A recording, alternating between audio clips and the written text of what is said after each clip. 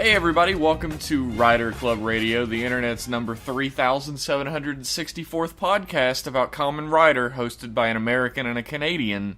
I'm Jeff. And I'm Liam, and you think that'd be a narrower category? Yeah, I guess the internet's kind of flooded with every type of topic now. There's no originality anymore. Makes you think. Yeah. It makes you think, doesn't it? Makes you think. This week, we watched Choujin Sentai Jetman episodes 15 and 16, and Kamen Rider Build episode 1. Whoa! We're on a new journey together, everyone. Astonishing. Liam, why don't you tell us, if you can unpack it, what happened on episode 1 of Kamen Rider Build? Well, this is complex, and it's going to be difficult because most of this is stuff we already knew. But an astronaut goes to Mars, a bunch of them presumably. Yeah, I didn't know that part. They go to Mars, and on Mars is the fucking Helheim ruins, and they find... Yeah, it's the same fucking place, right? It's the Helheim ruins and the final boss stage from X-Aid. Jesus Christ. So they hit fucking pay dirt when they found that place during Gaim, I'll tell you that much. And there they find a mysterious box called Pandora's Box.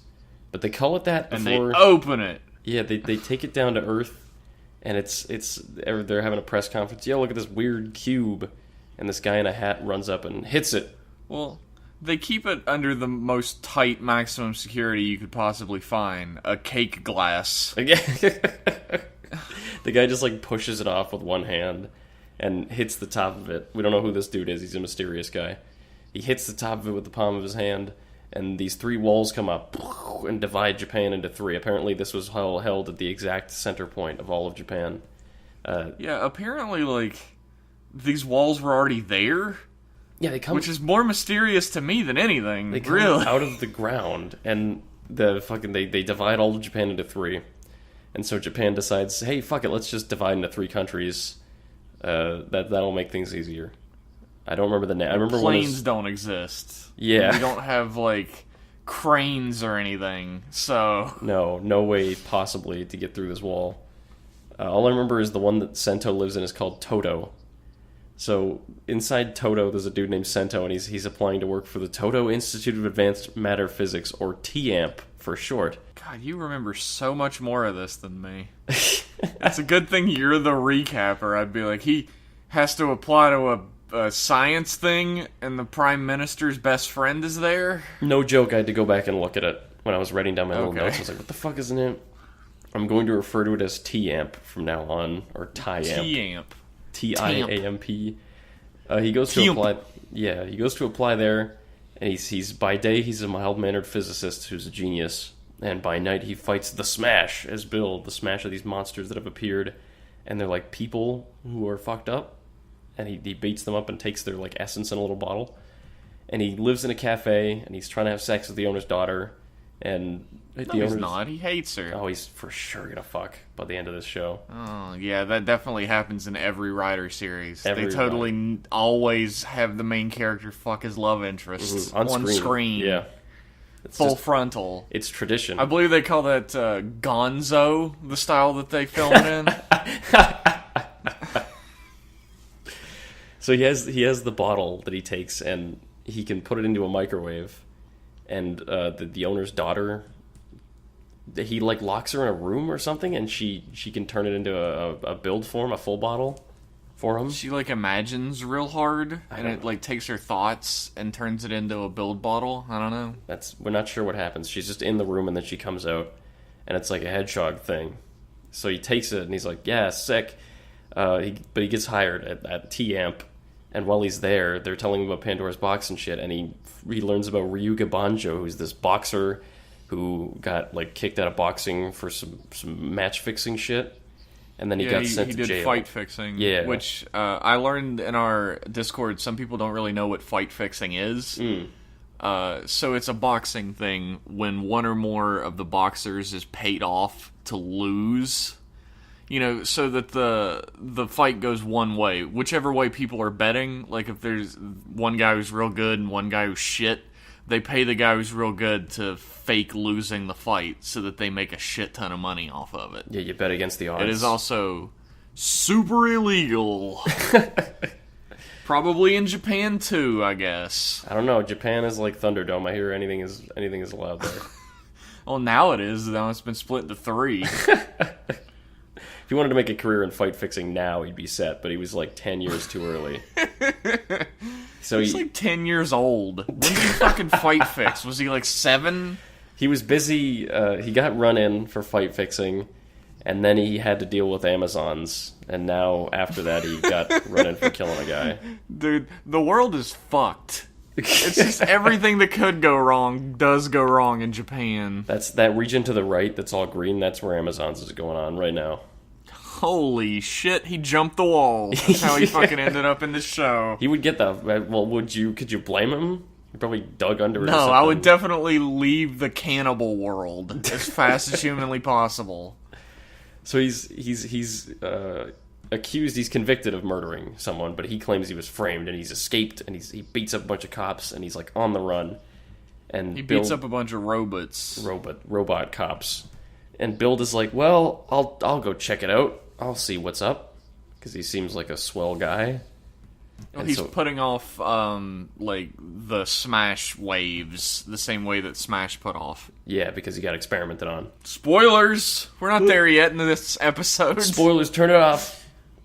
He goes out and he meets him, and Banjo's like, yeah, don't throw me back in jail, dude, because then the bad guys will get me and they'll experiment on me. And before he can explain, a Smash shows up. They have a little fight, and a Smash shows up, and Sento beats the shit out of it.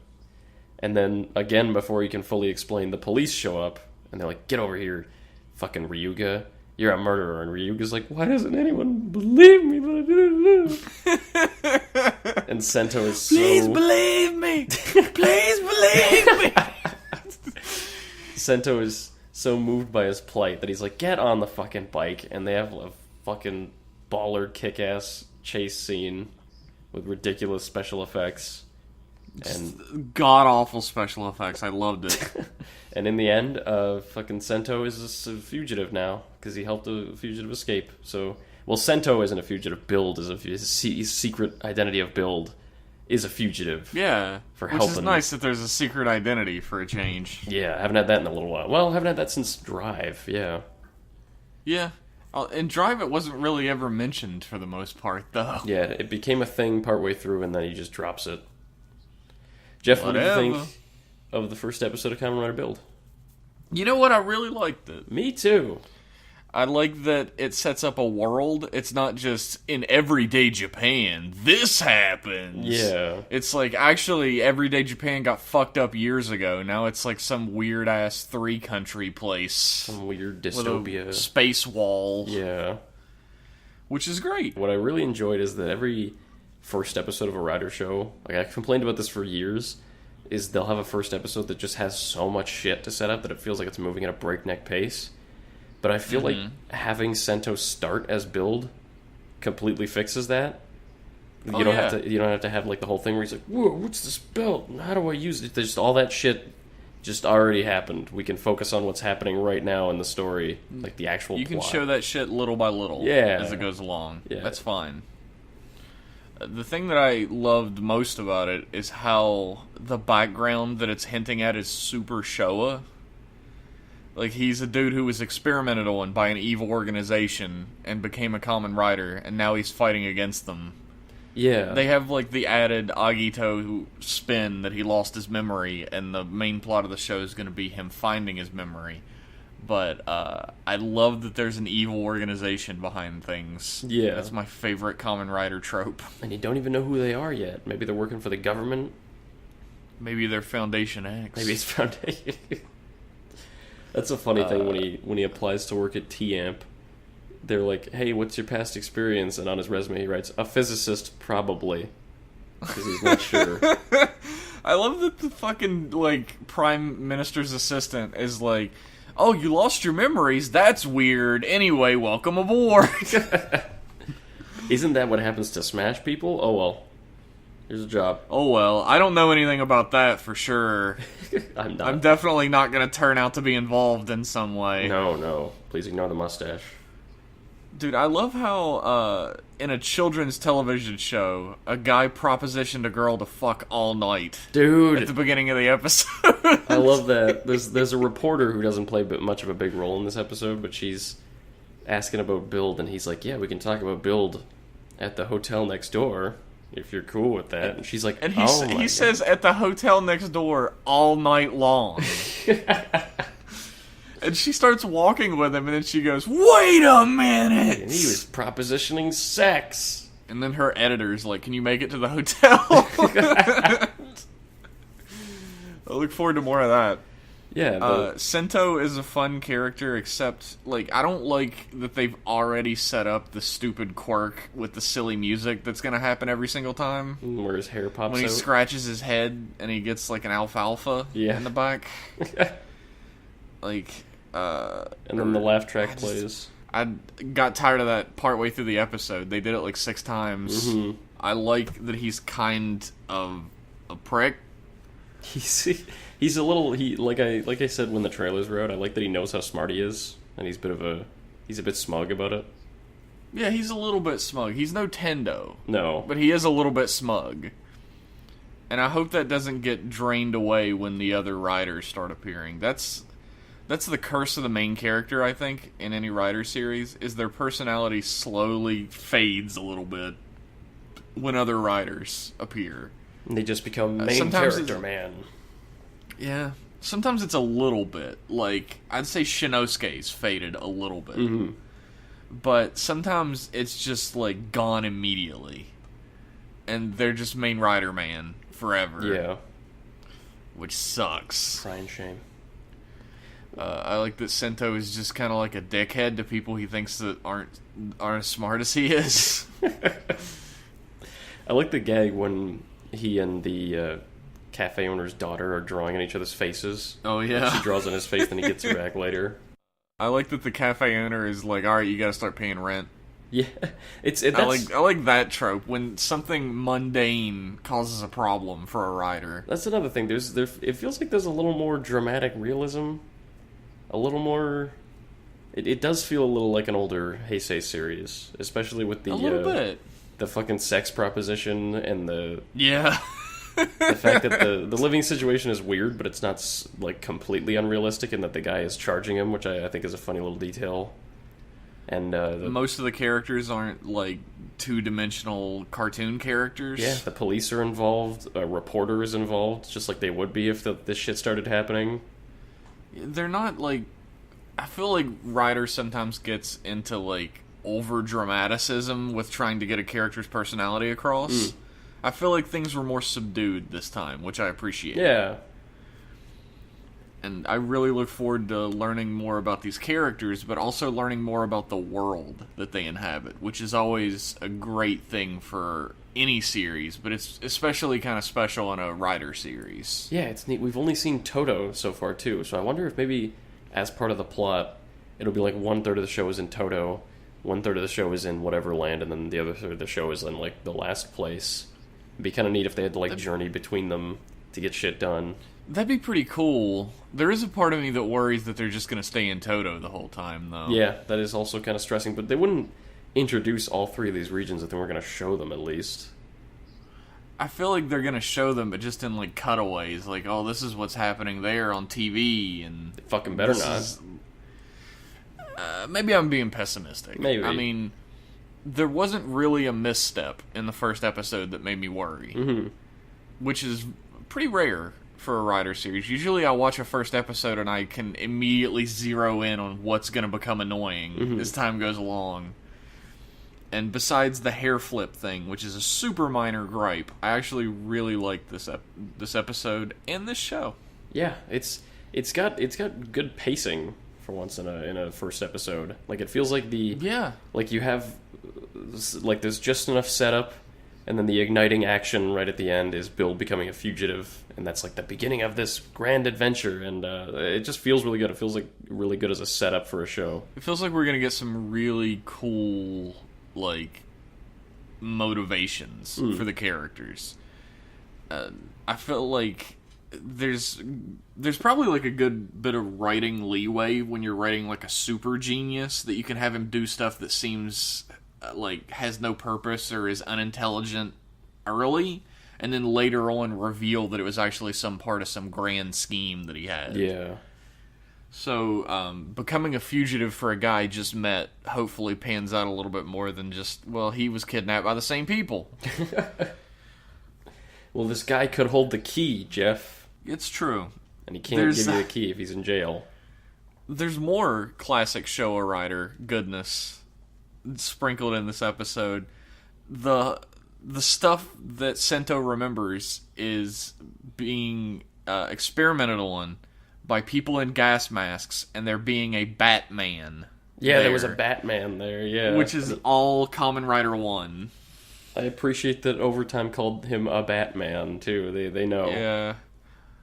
I love that. That's good. Yeah, when I first saw the scans of that guy, I was like, is that Closer? But it's Night Rogue. Night Rogue.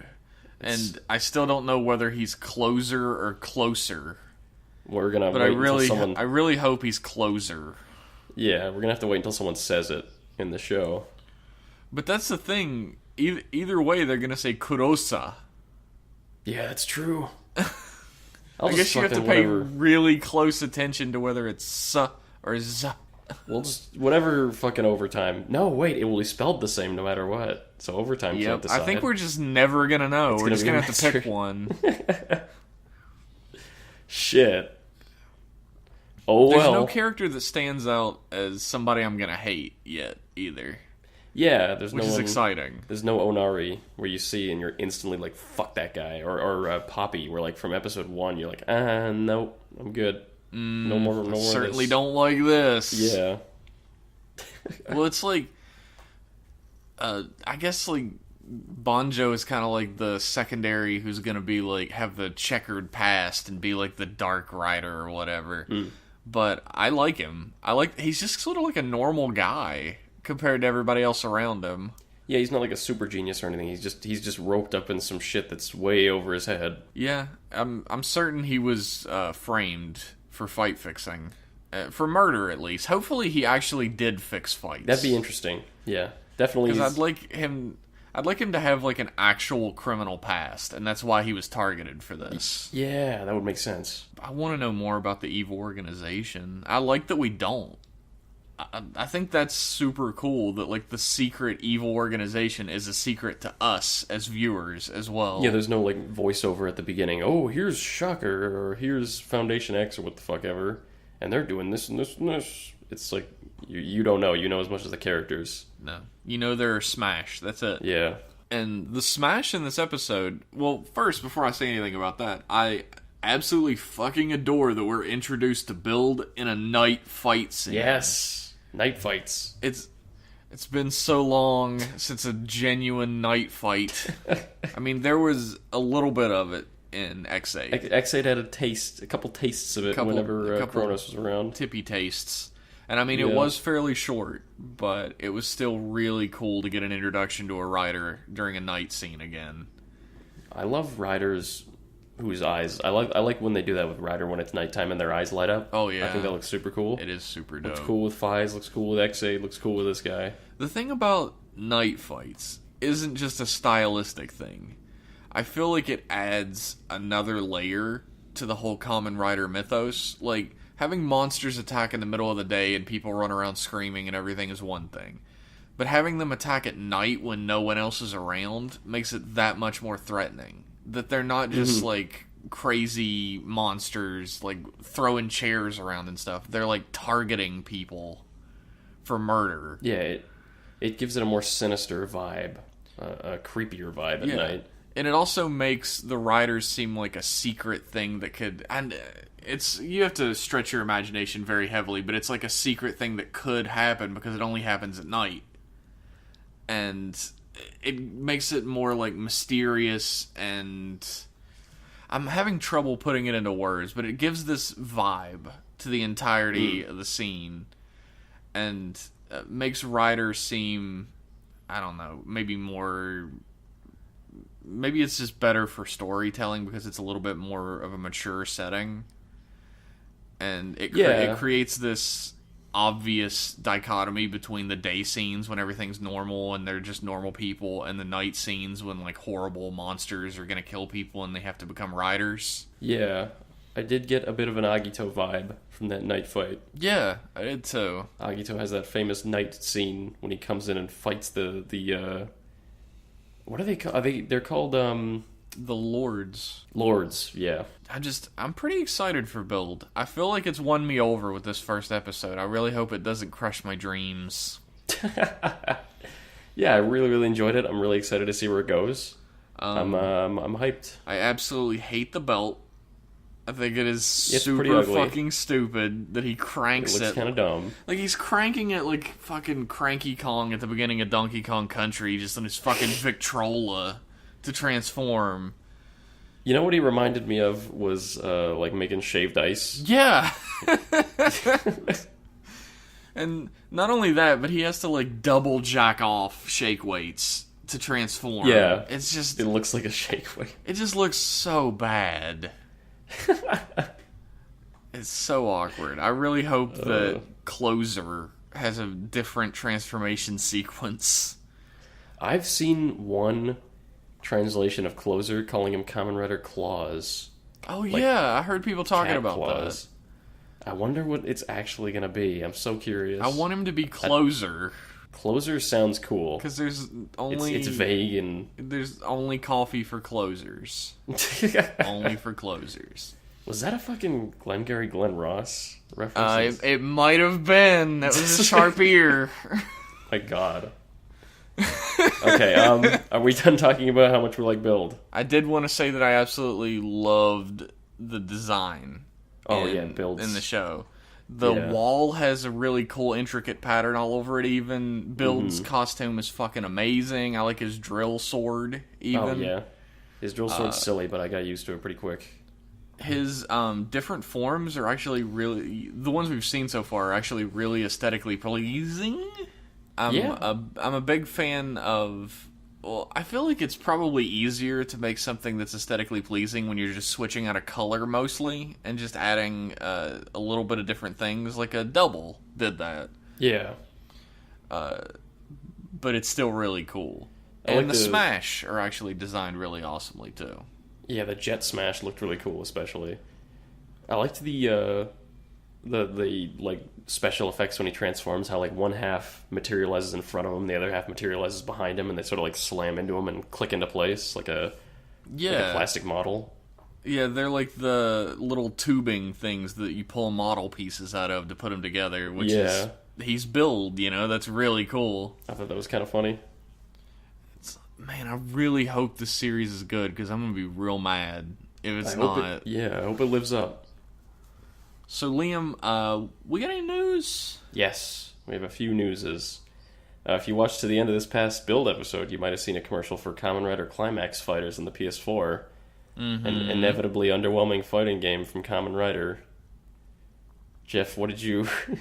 Are you... No, I'm not hyped for it. Oh, it's a shame. Like...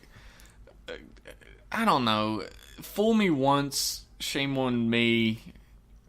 Fool me 7,000. Fool me once, shame on you. Fool me 7,963 times, shame on me.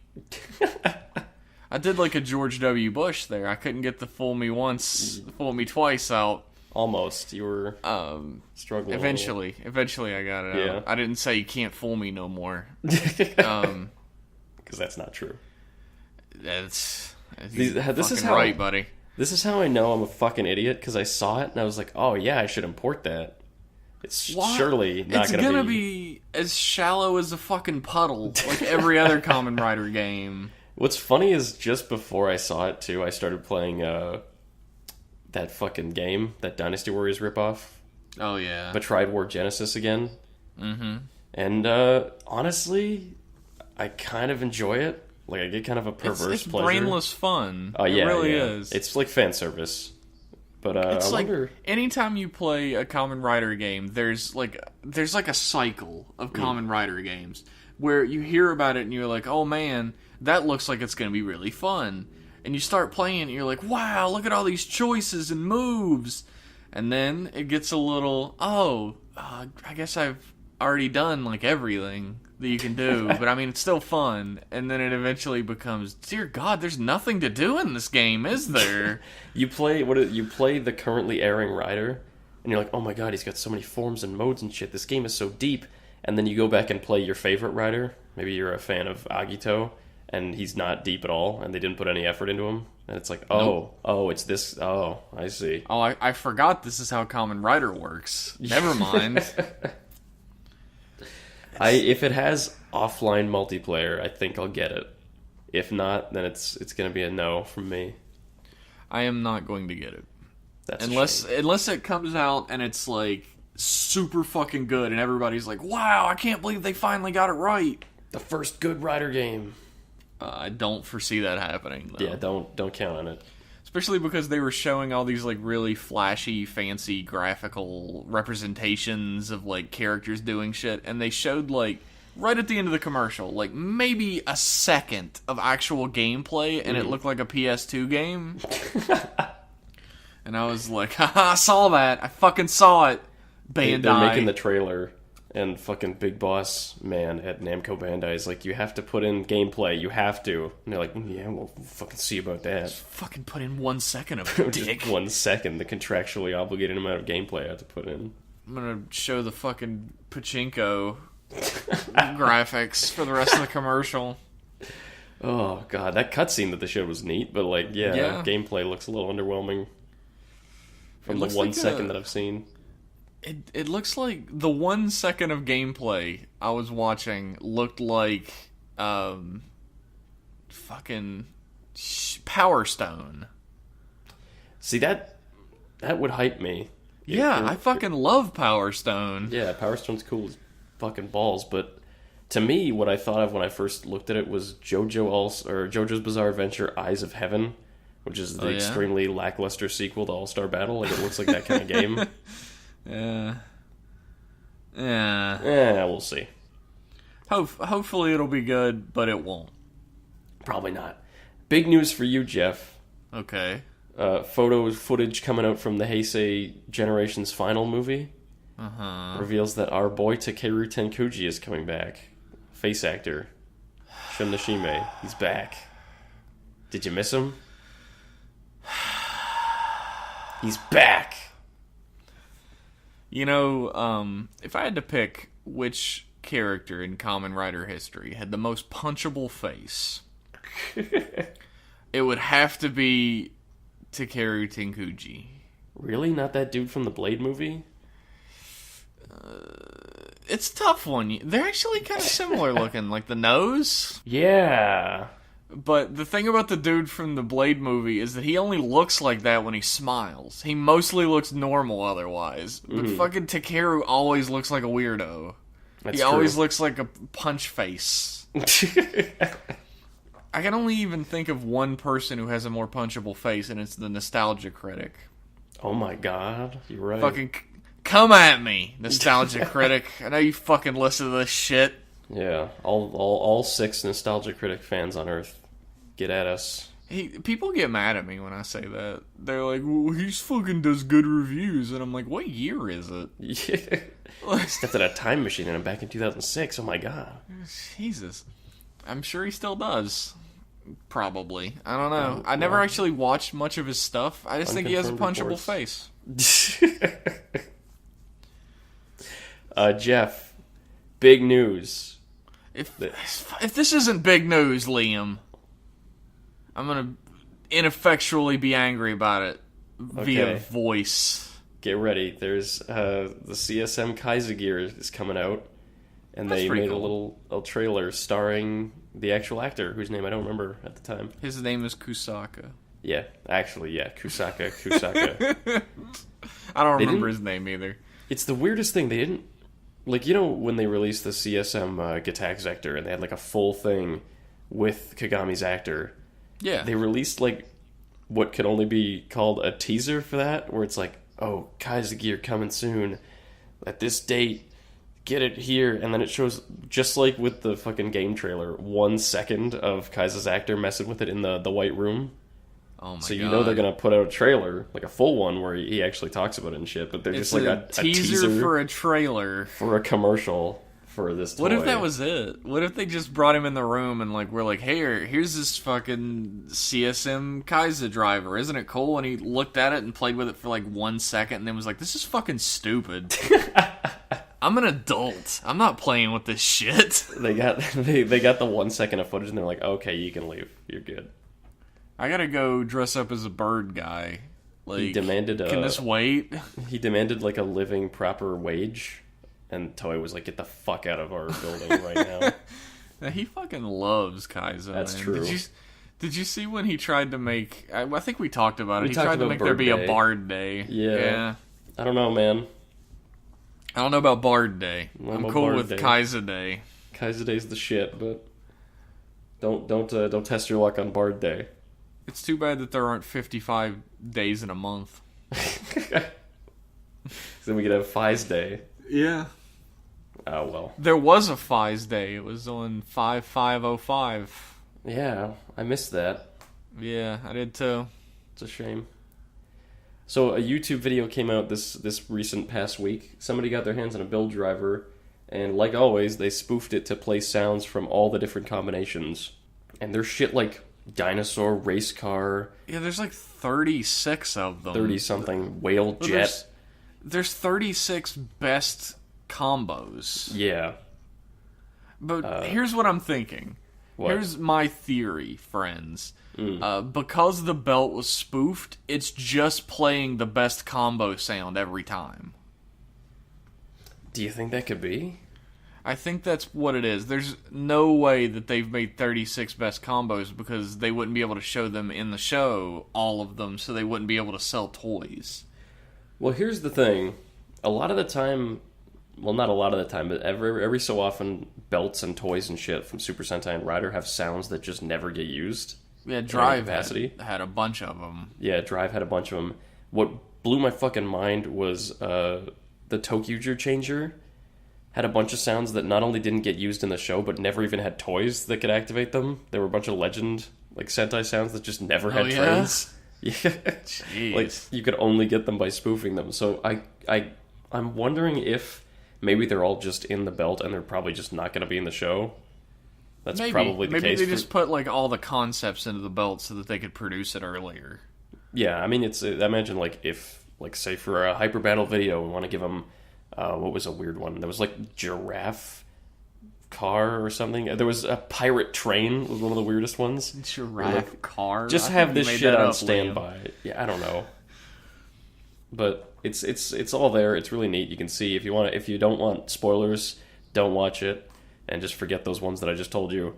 But if you are curious, there's some funny combos there. So check that out.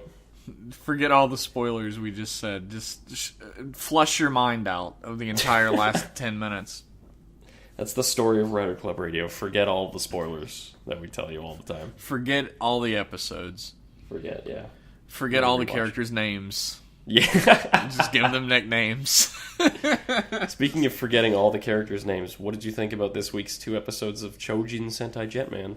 Well, in the first episode of Jetman, Akko's girlfriend is really upset that Akko keeps disappearing on their dates. And Japan tries to play it off like they're just friends. But what the fuck kind of friendship is this? It's a very close friendship. Codependent ass friendship. They're trying to stay together forever and shit. But a voice monster attacks and takes away her girlfriend's voice, so she has to fight to get it back. And in the second one, there's a ghost story. Yes. I guess, sorta. It's a weird ass ghost story. The first episode, I actually don't have a problem with either of these episodes. No. The first episode, I don't know if it shined a light on Akko's personality, made it any clearer. She has sort of like a selfish, delinquent style personality, usually. Mm-hmm. But she cares a lot about her friends. Yeah, it at least gives her that little fleshing out. Like, it shows her humanity a little. I love that there's some standard-ass Peter Parker shenanigans going on in the episode. Yeah, okay, the lips monster appears, and she starts attacking it with perfect kung fu. And she's like, gosh, I can't transform or else they might be suspicious that I'm a superhero, even though I'm wearing the fucking Jetman thing on my wrist all the time. If you transform into a superhero in front of your friends, they're not going to be suspicious that you might be a superhero. I just don't know when it became a secret, is all. That's the weird thing is, with Kamen Rider and Super Sentai, is they have secret identities when it's convenient, and when it's not, they don't. They transform in front of people all the time. Yeah, it's just like in Zyuohger, where they just transform out in the open all the time, and then later on it's revealed that it's supposedly a secret from Uncle Mario. Cat's out of the anybody with a phone could have seen it, Yamato. Cat's out of the fucking bag.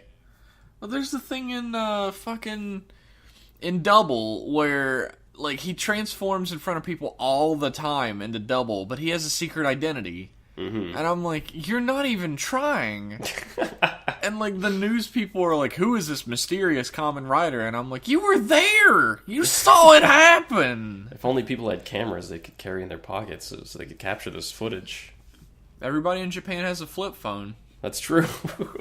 Maybe they don't have good cameras. They persist over there. Not anymore. Now phones turn into motorcycles. That's the new thing. And they're smartphones. Yeah, there's smartphones, and then there's the I like that Build has a smartphone. It reminds me of the 6th Tokyuger. Oh, yeah. It also had a little smartphone with a railroad on it. It's like the same thing. A little smartphone. A little smartphone. I think the episode with the singing monster, or the sound voice-stealing monster, it's that second kind of Zyuohger episode that I like, which is just totally gonzo. Did I say Zyuohger? Yes. For fuck's sake. It's that second kind of Jetman episode I like that is just totally gonzo nuts and has no, like, fuck realism. Let's just make the craziest thing we can, just like the ramen episode, where you just sit back and let the episode wash over you, and it's enjoyable in that way. I wouldn't call it the ramen episode. It's just the guy who steals voices. Yeah, I guess it's not as crazy as the ramen episode, but it's still kind of silly. And the monster looks ridiculous. He's just a bunch of mouths. Yeah. I remember when I watched Build, my friend watched the first episode with me because he was curious. And he was like, that was pretty cool. And then I watched this episode, and he stuck around and watched that one too, and he was like, this is way better. This is fucking hilarious. He's like, this is way better than Build. If you're judging it on that quality alone, yes, it is. I will say that I enjoyed the voice episode better this time around. It's definitely the stronger of the two, I'd say. There's a lot of, like, but why happening in the second episode. Like, I'll say I enjoyed the first episode. I like that it focused on Akko, who's not gotten very much attention. Yeah, she needs some characterization. Like, even in her own episode, it was mostly about the weird ramen dude. So it's cool that this episode's about her and her relationship with her best friend. Yeah. Or her girlfriend, sorry. Her secret girlfriend, yeah. And man, if it's a secret, they need to fucking work on that better. But, in the second episode, a monster is taking things out of photographs and paintings and making them real and, making spaghetti attack moms. That was the weirdest. Like, yes, it was. Spaghetti. Oh, it's already made. That's convenient. Oh my god, it's killing me. Holy shit, it's so strong. Why spaghetti shouldn't be this strong? It's so al dente. But that very realistic laugh. But the monster is like paper dimension, and he makes a little girl from a painting come to life, which becomes the focus of the episode. Strangely, like, this guy's daughter got killed, and he painted her a bunch, and the monster brought her to life, and if she plays her ocarina, it hurts the monster? But why? That's the craziest... Then, like, a huge chunk of the episode becomes about, like, helping the little painting girl find her father and play an ocarina for him. So that he can heal from his coma. But why? Like, he needs to hear his daughter's ocarina, or else he'll never wake up. Here's the thing. Who is this man? What does this have to do with killing the Vyram? He must be fucking Vyram. That's the only explanation. He's fucking Golgom. Here's the thing. There's a... Like, when that first appears, when the girl first appears, she plays her ocarina, and the monster is, like, frozen in his tracks. I was like, okay, maybe the monster, I don't know, he's made out of paper that had the girl's drawing on it. Like, my brain was just swimming with all these weird explanations for how, like, what the monster's connection was to this artist and his daughter. But as it turns out, none. None. No, fuck you. There's none. Shut your face. She just happened to be one of the things he brought to life. Like, here's the thing, right? Paper Dimension brought the painting of this painter's daughter who died to life. And they say she is so pure-hearted that she couldn't be turned evil, and that's why her ocarina, like, defeats him or whatever. What was evil about the spaghetti? Like, why did the spaghetti become evil? Spaghetti is notoriously the most evil dish you can make. Hitler's favorite food was spaghetti. He did work with the Italians. But, I don't know. Like, fucking evil-ass spaghetti, but this little girl's okay. She's a hero. That's the thing. I think you could do something fucked up like that episode of Zyuohger if the artist's dad was alive and up and walking around, and he's like, oh my god, I can see my daughter again. But if we destroy Paper Dimension, she goes away. Drama. But, like, they don't really do that. They do it for, like, a second, and then the little girl comes out and just gets fucking shot to death. Yeah. She died anyway. Let's kill it. Well, here's the thing, right? Like, monsters are always shooting machine gun fingers. That's, like, Vyram's favorite monster add-on, by the way. They always spring for the machine gun fingers at the dealership. And they're always getting machine gun fingered, and they just kind of, like, fly back and, like, roll over and go, Vyram! Mm-hmm. But this little girl legitimately just gets fucking plugged full of goddamn lead and falls on the ground dead. Well, she wasn't hit by the Birdonic waves, is why.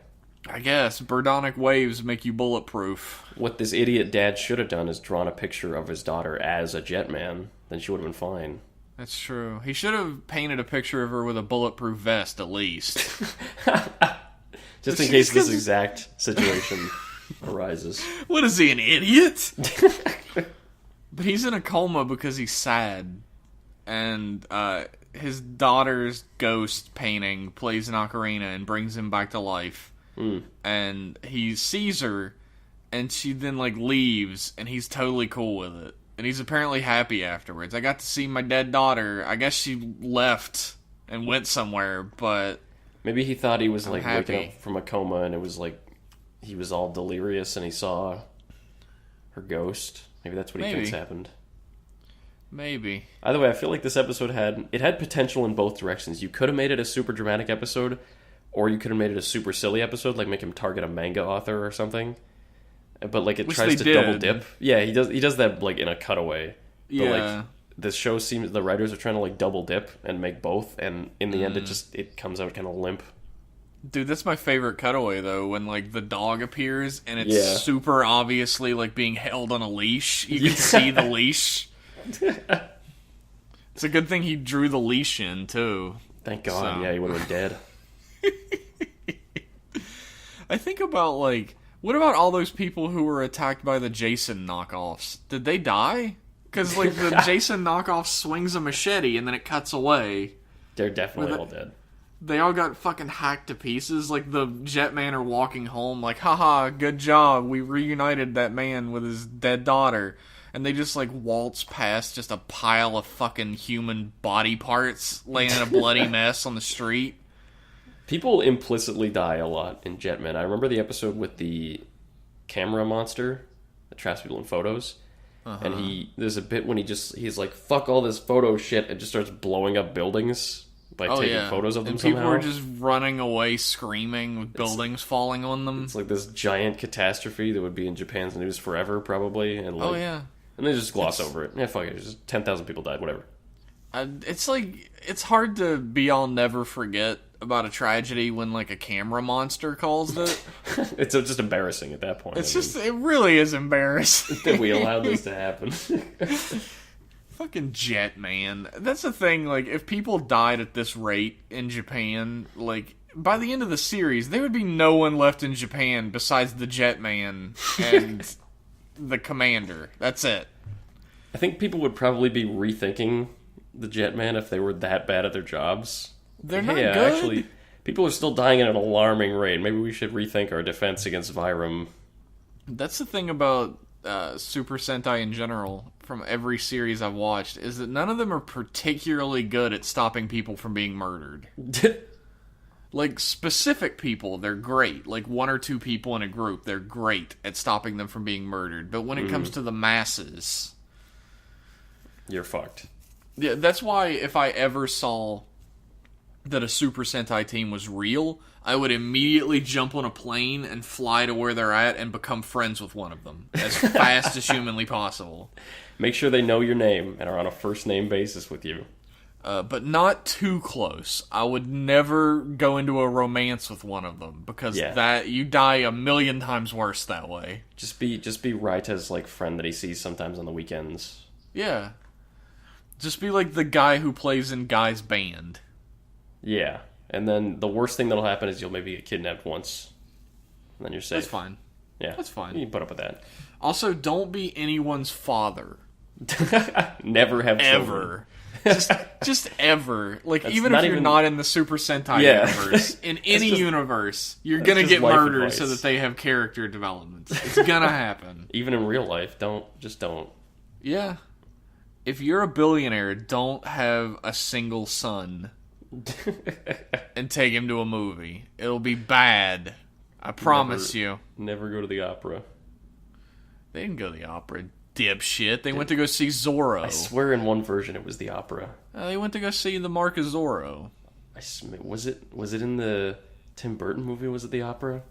Maybe. I swear there's one version where it was the opera. I'm not crazy. Maybe. The Tim Burton version is a good movie. It is a fun movie. Is that all we have to say about Jetman? Yeah, I'm done talking about Jetman. First episode was good. Second episode was a little... It was alright. I didn't really have too much of a problem with it. Yeah. Why don't we jump into some emails? Sure. Our first email is from Jetto Jaguar, who says, "Hi, Jeff and Liam. How's it going?" It's going alright. Yeah, been better. Thanks for your question. No, he continues on. I just wanted to let you know that I wasn't able to watch the last couple of months of X-Aid for complicated life reasons, but I still kept up to date with the podcast, so basically I experienced the last 10 or so episodes through you. Oh, no. It was okay, I guess. ... That's the worst way to watch a show, unless it's Ghost. God, yeah. We're like a physical shield between you and Ghost. But X-Aid's an actual good series, so... When you watch, you can't just watch Ghost. You need us as, like, your condom when you're going into God! Ghost. Yeah. I was thinking, like, a pair of, like, the glasses you wear to look at the eclipse. I didn't think... No, we're a condom. Please don't put us on your dick. Please put us on your dick. Oh, God. Please put us on your dick. Liam, 2017. Anyway, I have a question. A hypothetical one. Let's say your girlfriend was, for whatever reason, trying to find your secret porn folder on your computer, but instead came across 600 plus gigabytes of Kamen Rider. How would you explain to her what Kamen Rider is and why it's okay for a grown man to watch it when she's a normie who doesn't even quite understand what anime is? I'm asking for a friend. Keep up the good work. Asking for a friend's friend, and this isn't actually, he just dreamed it. It's not real at all, so... He was just wondering hypothetically. Hypothetically, just tell her that it's a show for children to sell toys to Japanese 10-year-olds, and she'll understand. Yeah, that'll definitely not end up with you fucking masturbating for the rest of your life. Here's the thing, like, I've never dated a girl who was a normie in my life. Really? So I don't... Like, every girl I've dated has always been at least a little bit of a dork. That's funny. I probably dated a few who would have been like, why the fuck are you watching this? This is embarrassing. But that's probably why I'm not dating him anymore. Smart. Smart. I find with most people, they don't care what you do with your spare time. It's more like how you act about it. I think a person would probably not give a shit as long as you didn't talk their ear off about it when you knew they didn't care. If That's this true. is just your hobby that you do in your spare time, and if they can't deal with it, then fuck them. Like, if they're like, what the fuck is this little kid shit you're watching? You can just be like, oh, it's just something I like to watch. Yeah, I enjoy it, asshole. What are you gonna do? How you gonna act? And then fight them. Yeah, just be like, it's something I like to watch, and then punch your girlfriend in the eye. I can't endorse that. Trying so hard not to. No, don't do that. Don't ever punch your girlfriend in the eye. Because if you watch Kamen Rider, she can definitely beat you up. She will take you.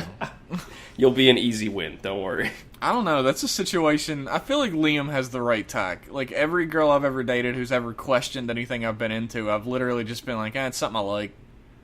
And they've always backed off immediately. Because people really don't care that much these days. Not like, really. I mean, geek culture everybody is like has something. Yeah. Everybody has something that they're into that they would be a little bit embarrassed to talk about with other people. Mm-hmm. And I feel like there's a level of understanding that's just... They don't know that they're understanding. It's just... They'll just be like, alright, well, whatever. Yeah. It's how and you act about your hobbies. And if they don't, then they're just an asshole. Yeah. How you act about your hobbies is actually more important than your hobbies themselves. That's true. As long as your hobby isn't, like, child murder. Yeah, that's... or something like... I think something like taxidermy is probably something you can't come back from, but... Yeah, if your hobby is, like, legit creepy... That's a problem. But like, watching a show isn't really creepy. Yeah, no. Unless the show you watch is a snuff film, I guess. My favorite. Oh, Jesus Christ. Thanks for writing in, though. I hope we answered your question. Don't be a spaz, I think is the correct answer. Just be 100% confident all the time. Keep your chest puffed out. Have a really big dick, Have and nice everyone hair. will Yeah. love you. Yeah, exactly. Just don't pull it out in public, trust me. Our next email is from AJ, who wrote a very long email about how they do English cover songs for anime and video games, and that they're going to be doing a cover song for Kamen Rider Black. That's sick. For the 30th anniversary, and they wanted me to share their YouTube, which I will do for $0 for anybody I actually like their stuff. Just this once. The YouTube is youtube.com/mynameisport. My name is Sport. And they have some genuinely pretty good cover songs. Yeah? It's like English English language versions of anime songs. Like, songs that never got translated or anything. Yeah.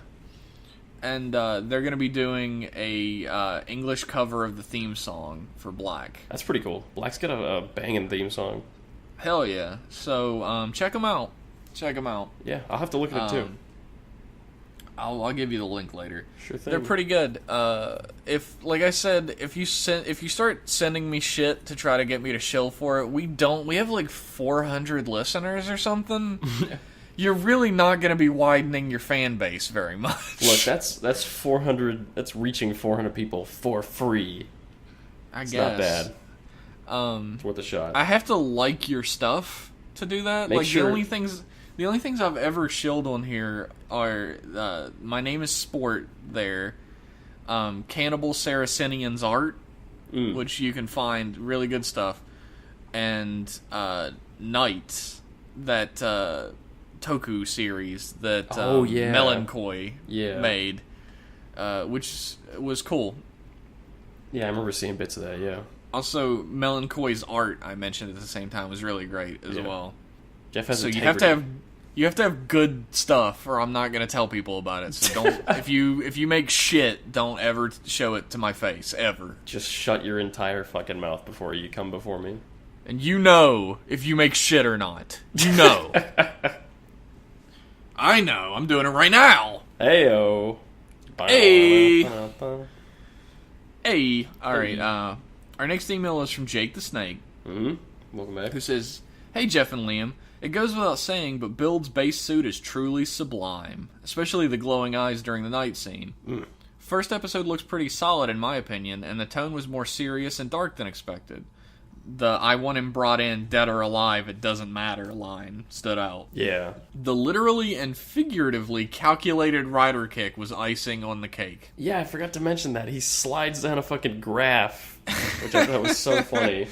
That was funny. It was kind of, like, odd compared to, like, the rest of the episode, but I did like it. At first I thought it was in his head, like he's calculating his trajectory, and it's like, oh, no, it's real. It's like a real thing that happens. I wonder what stuff like that is made of. It's made of like, brain power. Whatever. I mean, like, if it's energy or if it's like a fucking, like, physical thing. I don't know. Probably made of wood. Yeah, that's what it is. It's made out of fucking plywood. Paper mache and PVA glue. Questions. 1. Since Jeff already mentioned his, I'd like to ask what Liam's favorite RPG setup weapon-wise is. And what your guys' ideal RPG weapon / magic choices for ranged combat are. Oh. Mine was sword and board. Was my setup for RPG weapons. It's always sword and shield. I'm usually the idiot that goes for a dex build. If it's viable, I like to usually have a knife. Or like, I remember last time I played Morrowind, I used a short sword. So you're trying to do, like, DPS. You're trying to hit for, like, as much damage as possible really quickly. Yeah, usually it's just whatever is cool.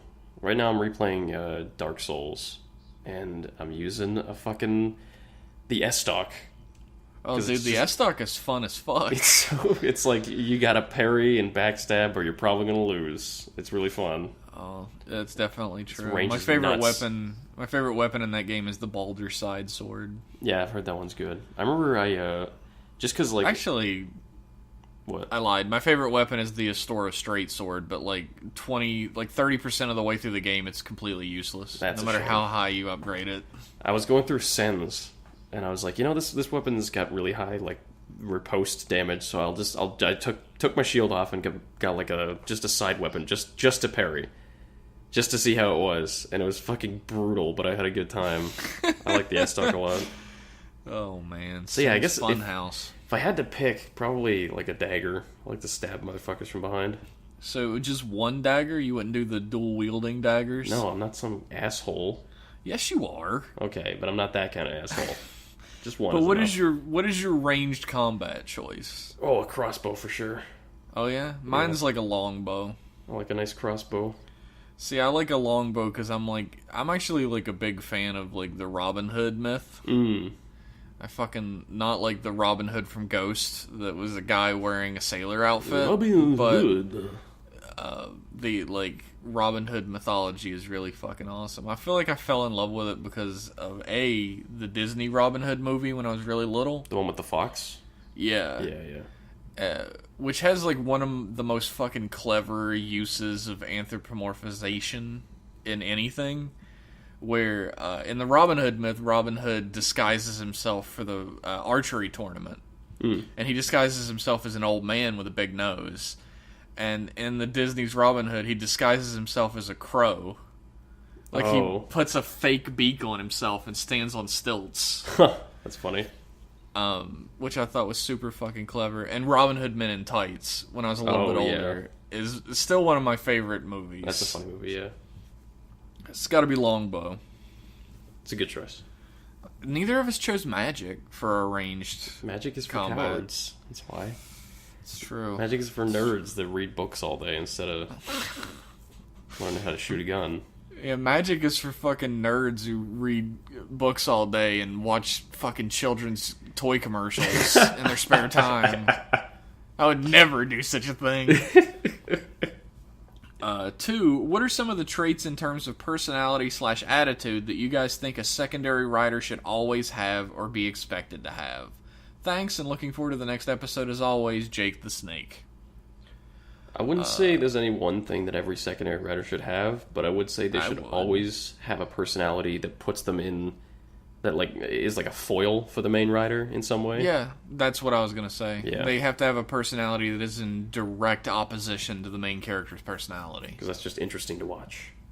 if they're too similar, then there's no reason for there to be a secondary rider. Yeah. They have to be as different as humanly possible. You can have lots of drama. I guess that answers that question. Yeah, that was an easy one. Thank you, Jake. We appreciate it. Thanks. Our next email is from Z Gabotor. Try that again. Z Gabotor. I think that's what it is. Okay.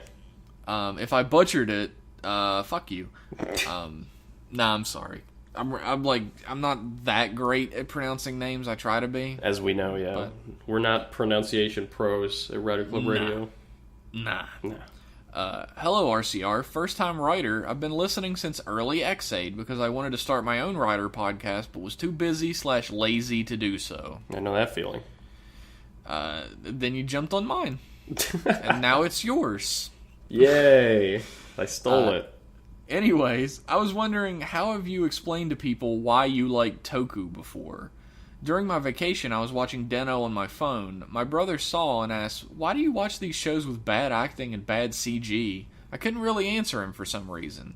Thanks for your time, and I'm looking forward to going through Build with you guys, provided it's better than Ghost.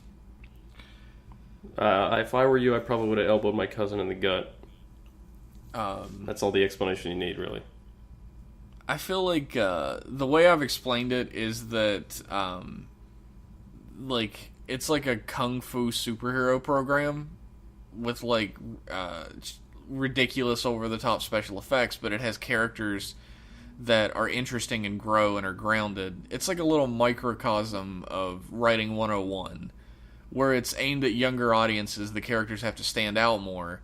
But it's a really good exercise in learning what makes a character specifically stand on its own as a character compared to those around them, because it's so heightened in the episodes. Mm-hmm.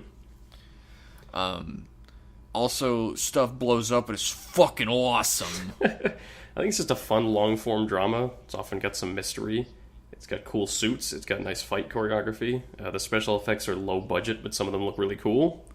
Yeah, there's a lot to enjoy in Rider. There's always some asshole that watches something that's low budget and says, "Oh, these special effects suck," and that's not really the point. They're not trying to make cutting edge special effects. They're just trying to get the idea across of what's happening. I'm gonna throw this out there right now, and say that Kamen Rider Agito and Kamen Rider Ryuki and all that are better easily in terms of writing than any of the fucking Netflix Marvel shows.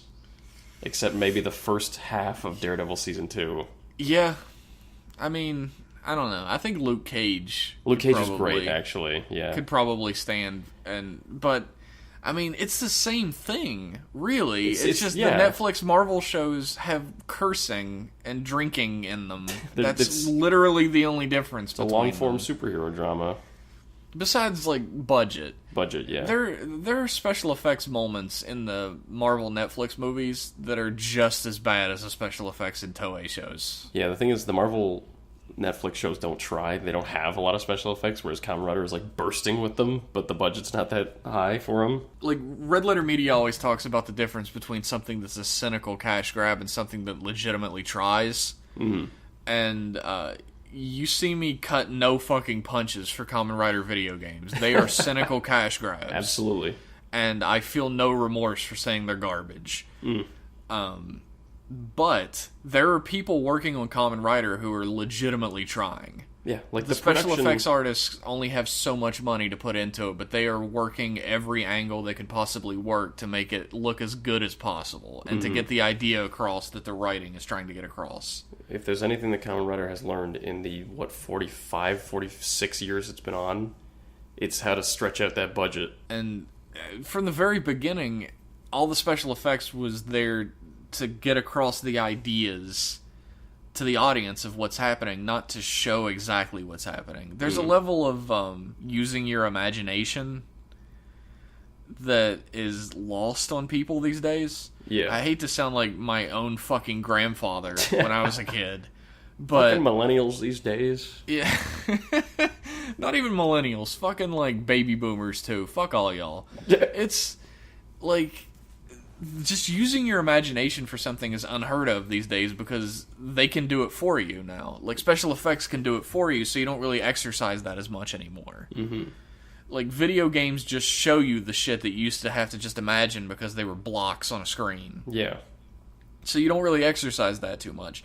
So when you're confronted with something that's trying to make you use your imagination, you either A, desperately try to have the show or whatever explain itself to you. Like, when a mystery happens in something like Stranger Things, people are, like, constantly fucking trying to work out what's the mystery and trying to get people who work on the show to tell them. Mm. Or they backlash against it. Like, oh, this looks like shit. Or, like, they should just show this. I shouldn't have to fucking imagine it. They should just show it. Yeah. For a lot of stuff, that's fine. I mean, for a lot of stuff, they show you 90% of things and then they run out of budget and they're like, well, you know, you have to use your imagination. That's a fucking cop-out, right? Yeah. But for Kamen Rider, it's intrinsic in what it is for you to use your imagination. Yeah. That's my 2 cents. I agree. There is a lot to like about Kamen Rider, and the low budget is at sometimes one of its charms. And yeah, I really think it's not really that much different from watching one of those Netflix Marvel shows. No, it's obviously aimed at a younger audience, but there's plenty there to chew on, to enjoy. It's a superhero character drama.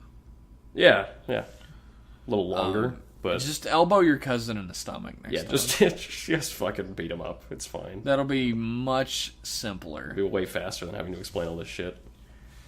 Our last email of the night is from Don Piontis, who says, "Hey RCR, Build is finally out and it's fucking Pokemon." What? Because I guess you have to defeat them and then capture the power. Yeah, I can see that. I guess it's a nice change after 2 series of Dragon Ball hunting for icons and gashats in the intro arc. Overall, good start. I pissed my pants from Ryuga forever screaming when they're going down the side of the wall. Yeah. Yeah. Also, you guys asked a while ago if we have any favorite RCR episodes. I don't have a particular one, but there was definitely memorable parts. Like, my favorite bickering part would be Jeff asking Liam how he knows bits about Star Trek. Yeah. And my favorite email part would be about the Sagata Sanshiro commercials. Oh, when we talked about those. Yeah. Liam knows Star Trek. He's a fan. I've actually never... He is a huge fan of Star Trek. His favorite character is Wesley. Sure. I've never seen a full episode of Star Trek. Literally, the only Star Trek thing I've experienced from start to finish is the first J.J. Abrams movie. That's my whole experience with the entire franchise. That might be why you're not into watching it. That might have something to do with it. P.S. I saw True Ending in theaters, and my feedback would be not to think about the title. I'm going to guess it has no true ending at all. I figured it's just a cash grab. Questions. 1. Since Hiroki came back as Ryuga, what do you think of Hiroki's development in Amazons 2? He went from a guy who treated Chihiro as a pet to his wingman for EU. It's kind of weird. I had this question before, but my email came in too late. You know, it's a little bit like he plays kind of the same character. Well, he plays... There's similarities between Ryuga, Banjo, and Hiroki. They're both like the crass youth, right? Yeah. Who are in way over their heads. Or like That's thinks, true. At the beginning of Amazons, he's like, oh yeah, it's the YouTube channel we have where we beat up Amazons. And by the end, he's like, what the fuck? What the fuck is all this? Like, he doesn't... Oh my god, what is even happening? Yeah. Like, he just steps into this world that he has no idea of. And that's Maybe kind of... it's like the opposite then. Well, Banjo's been thrust into this world that he has no idea of. Banjo starts out thinking that the world is fucked up and crazy, and eventually he's going to become a rider, so he's going to get a handle on it eventually. It's like flipped. Yeah. That's interesting. I'm going to say this. I liked Hiroki alright, but I felt like he was pretty superfluous. He didn't have much of an effect on the overall outcome of the plot, if that's what you mean, yes. I just mean his plot points could have been sort of dropped for the most part, and nothing would have changed about the series. Yeah. I liked him, though, yeah. I liked that he was there. 2, which emotional Kamen Rider moment has hit you guys the hardest? There are so many good ones. Like Kuga brutally punching a Grongi instead of straight up killing it. Oh, I love Ryuki being blanked in the blanked and blank to blank at the end of Ryuki. What could that be, I wonder? What is the moment that hit you? I think the one that probably made me, like, the most heavy-hearted was when Koda figured out that he was never going to be human again. Oh, yeah. That was a fucked That was super fucked. I always say my favorite scene in Rider history is the scene when Ryuki and Knight fight outside of the amusement park. And neither of them really want to, but Knight's girlfriend is going to fucking die, so he has to figure it out. And but is that the moment that, like, hit you the hardest? Yes, there's a bit when he knocks Ryuki down and he's on the ground, and Ryuki doesn't want to get up because he doesn't want to fight. And Knight's, like, walking towards him all menacingly. He's like, Tatakai! Tatakai! Like, he's like, fucking get up! And, like, I have to kill you, I'm sorry. And it's fight back! Yeah, like, please don't make me kill you as, like, a defenseless man. Like, let me fight so I can do this for real. It's just a really emotional scene. I love that whole sequence. There's a really emotional scene in Double when Blank gets blanked at the end of Blank. Oh yeah, that was undone in Blank. It's unblanked in that Blank episode. Yeah, that was actually really emotionally heavy too. And I mean, there's some legitimately crushing moments in Kuga and Agito as well. Yeah, the porcupine Grongi was a lovely scene. Definitely. Very raw. The thing that hit me in my feels the most was when Hongo Takeshi picks up the puppy at the end of the episode and hugs it. Which happens all the time. Does that happen in Kamen Rider? Really? Yeah. He, like, just finds a puppy, and sometimes he finds 2 puppies, and he holds them, and it's like, see, he still has his humanity after all. I thought you meant, like, in every Rider show it happens? Like, no, it only happens... Good job, Tendo. We beat the worms, and then just Hongo Takeshi walks on screen with a puppy. 3. Out of the blue, do you guys have a memorable Chappelle Show skit? Which is funny because I did the Please Believe Me bit earlier, but yeah. The one that pops into my head every time I think of Chappelle Show, and I don't think immediately of, like, Rick James or the Prince bit, any of the Charlie Murphy stories. I always think of, like, the History Channel special that treats gang wars like they're actual wars.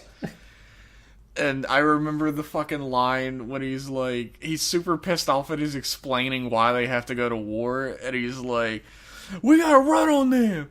He poured Morton salt all over my sneakers. Oh god, that fucks me up every time. It's been so long since I've watched Chappelle's Show, I don't remember anything except for the really famous ones.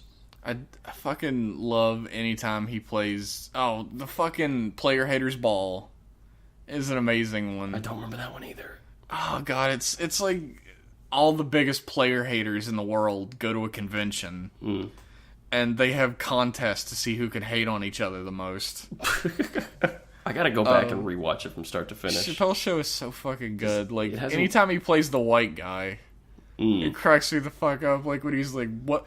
Oh, God, her butt's all big and round and disgusting.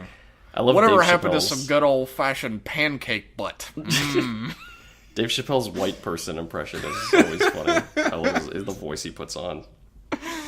Oh, God. The whole show is fucking great. Like, I was thinking of the World Championship of Dice, where they fucking get raided by a gang at the end of it, and they have to give all the prize money up for it. I love Chappelle's Show, though, so that was a great question. I don't know what prompted it, but... Fuck it. I really have to rewatch Chappelle's Show. It's been so long. That was a great question. I feel like this is the first week in a really long time where we didn't have a question about JoJo's Bizarre Adventure. Yeah.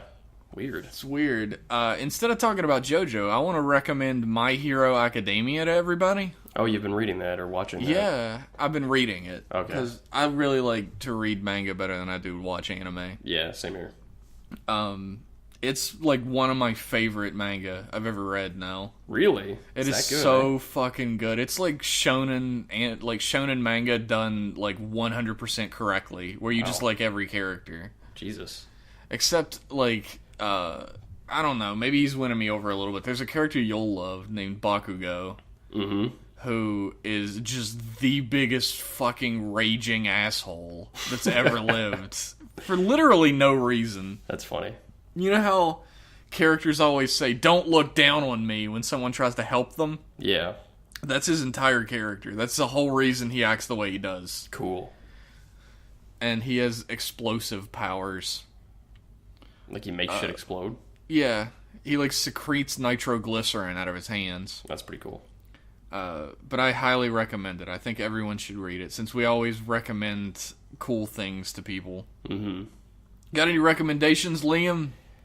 Nope. I've been rereading Death Note. Why? Because the movie came out, and I watched it, and it's not very good, so I decided to go back and reread it. Liam, you liking Death Note does not shock me whatsoever. You don't like Death Note? Nah, not really. It's pretty good. I like it a lot. Not really. I will say that I never gave it too much of a chance. I only watched like a few episodes of it. So maybe I'd like it if I gave it more of a chance, but it's very like... It's like the kind of thing where everyone's got a fucking genius, or at least the two main characters who are like fighting each other, always have a fucking genius 58-step plan to get ahead of the next guy, and everything the other one does is part of the other one's plan. Of course. But then they had a plan to counter that plan. It's like a fucking episode of Yu-Gi-Oh! Yeah, exactly. I'm also reading Yu-Gi-Oh! Actually. Yeah, so you're funny. Fucking reading the Keikaku series. Everything involving a plan, I'm reading. Plan 9 from Outer Space he's watching. Yu-Gi-Oh! Does this thing where people seem like they know what card they're going to draw before they draw. They're like, oh, that's a pretty good monster you just drew, but I'll fucking blow it up right now. And then they draw the card they need. Like, how did they know they were going to draw that card that they needed to blow it up? Heart of the cards, baby. Heart of the cards, I guess. It would be so fucking funny if they were like, yeah, that's a nice card you pulled there. It's too bad it's about to be blown away by, and like they're thinking they're going to pull out like a wind monster, right? Mm-hmm. And they slap down like a fucking energy card or something, and they're like, oh shit. Nope, not just kidding. I've got Karibo, I guess. Just kidding, I didn't say that. Fuck. You know what? If you would like your email read on the air, you can shoot it at us out of a gun into Liam's head. Oh, I really don't like receiving emails that way. We gotta stop that. You could send it to riderclubradio@gmail.com. Or you can follow us on Twitter @riderclubradio. You know what, Liam? Why don't we go back to watching 3 episodes a week of Jetman? Starting now? Starting now. Sure, okay. I just want to give our listeners the heads up so that they know if anyone on Earth is following along with Jetman, since no one ever talks to me about it. I don't know. Next week we'll do 17, 18, and 19 then. And that way we can hopefully catch all the 2-parters within the 3 episodes. Yeah. Thanks everybody for listening. We appreciate you. Even if none of you motherfuckers ever told any of your friends about the podcasts. Yeah, we know. Ever. We know who you are, Daniel. Fucking tell your friend. Fucking Chris, you piece of shit. I definitely got somebody with that one. Thanks for listening. We'll see you next week. See ya. Bye.